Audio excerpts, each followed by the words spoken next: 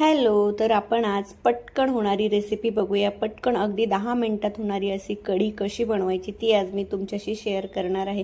तर बघा, इथे कढी बनवण्यासाठी मी सर्वप्रथम 7 ते 8 लसूण पाकळ्या घेतलेल्या आहे, 2 हिरव्या मिरच्या, कढीपत्ता, खोबरं, अद्रक असं सर्व मिक्सरमध्ये मी ग्राइंड करून घेणार आहे। तर बघा, इथे मी वाटून घेतलेलं आहे, अगदी थोडंसं पाणी टाकून वाटून घ्यायचं। इथे मी त्यानंतर 2 चमचे बेसन पीठ ॲड केलेलं आहे, पाणी टाकून तुम्ही हे वाटून घ्यायचं। बघा, इथे मी वाटून घेतलेलं आहे। त्यानंतर या सर्व मिश्रणामध्ये दही ॲड करायचं। दही आपल्याला हवं तेवढं ॲड करायचं, जेवढं भांड्यात मावेल तेवढंच ॲड करा।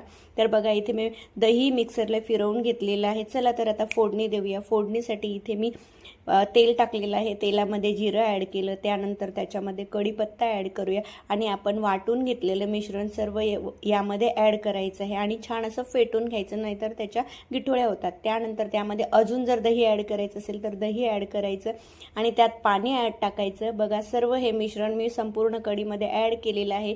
नंतर हळद ॲड करायची, हळद छान अशी मिक्स करून घ्यायची। लगेच तिला पिवळा रंग येत नाही, पिवळा रंग यायला थोडा वेळ लागतो।